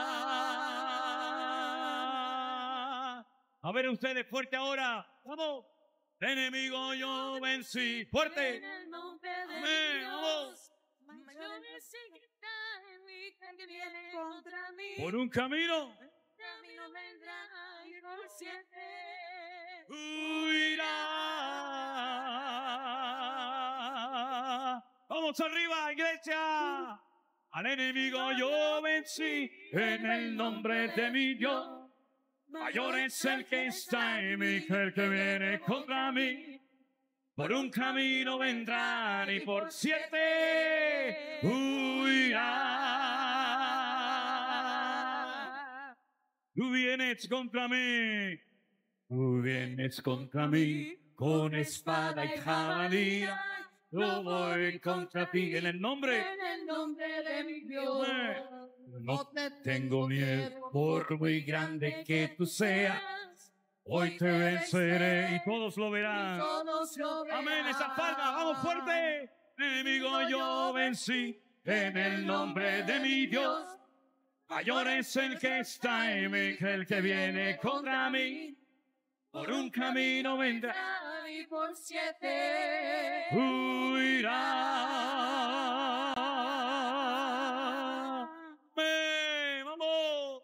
Al enemigo yo vencí en el nombre de mi Dios. Mayor es el que está en mí que el que viene contra mí. Por un camino vendrán y por 7 huirán. Arriba. Huirán. Y a su nombre. Y a su nombre. Al enemigo yo vencí en el nombre de mi Dios. Mayor es el que está en mí que el que viene contra mí. Por un camino vendrán y por 7 huirán. Una vez más, fuerte iglesia. Aleluya. Enemigo yo vencí en el nombre de mi Dios. Mayor es el que está en mí que el que viene contra mí. Por un camino vendrán y por 7 huirán.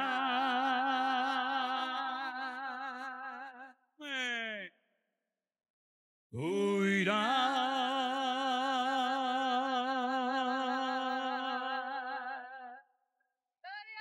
Fuerte ese aplauso al que vive, a su nombre toda la gloria y toda la alabanza, aleluya. Oh, gloria a tu nombre, mi Dios. Gloria a tu nombre, Señor. Hermanos queridos, somos una iglesia de victoria. Tengamos más o menos, somos una iglesia de victoria.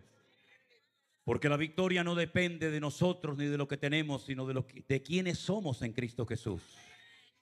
Dígale a su hermano, tenemos la victoria siempre, mi hermano. No tenga la más mínima duda de que el Señor está con nosotros como poderoso gigante. Y Él nos guardará todos los días de nuestra vida. Aleluya. Gracias, pastores, por habernos invitado. Gracias por su generosidad de dejar la puerta abierta del templo de la iglesia. No se vayan, no se vayan. ¿A dónde van? ¿A dónde van? Oye, cuando estábamos en el mundo nos daban las 8, las 9, las 10 de la mañana y nadie se cansaba. Pero si esto no ha hecho más que empezar, mijo. Esto no ha hecho. ¿A dónde vamos ahí que vamos a estar mejor que en este lugar? Dime a dónde. No hay discoteca en el mundo mejor que este lugar en esta tarde. Porque aquí está la gloria del Rey de Reyes y Señor de los Señores. Aleluya. Amén. Mi corazón se regocija en Dios, mi Salvador, mi refugio es el Dios de Israel. Él me dio lo que le pedí, respondió a mi oración de este pobre clamor. Y Él me oyó una vez más. Mi corazón se regocija en Dios, mi Salvador, mi refugio es Dios de Israel. Él me dio, amén.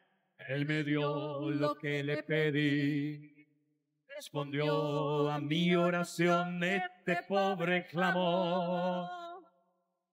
Y Él me oyó y todo el mundo podrá ver que mi Dios tiene el poder. Yo le doy gloria a Él, yo le doy gloria a Él, y todo el mundo podrá ver que mi Dios tiene el poder. Yo le doy gloria a Él, y yo le doy gloria a Él. Cuán grandes son tus obras, muy profundos tus pensamientos, no hay nadie como tú. Amén. Harán a tu lado 1000 y 10,000 a tu diestra, mas yo te libraré y te guardaré. Y todo el mundo, vamos, y todo el mundo podrá ver que mi Dios tiene el poder. Yo le doy gloria a Él, yo le doy gloria a Él, y todo el mundo podrá ver que mi Dios en el poder. Yo le doy gloria a Él, yo le doy gloria a Él. ¡Vamos! Y todo el mundo podrá ver que mi Dios, yo le doy gloria a Él. ¡Aleluya! Gloria a Él.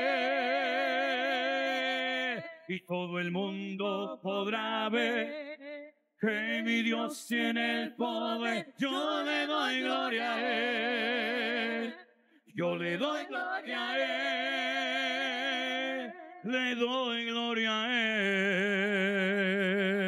Él. Amén. Dios les bendiga, hermanos queridos. Una bendición haberles conocido y haber estado con ustedes durante estos días. Que Dios les guarde. Gracias a los pastores. Un aplauso a los hombres de Dios que Dios ha puesto al frente de esta obra. Aleluya.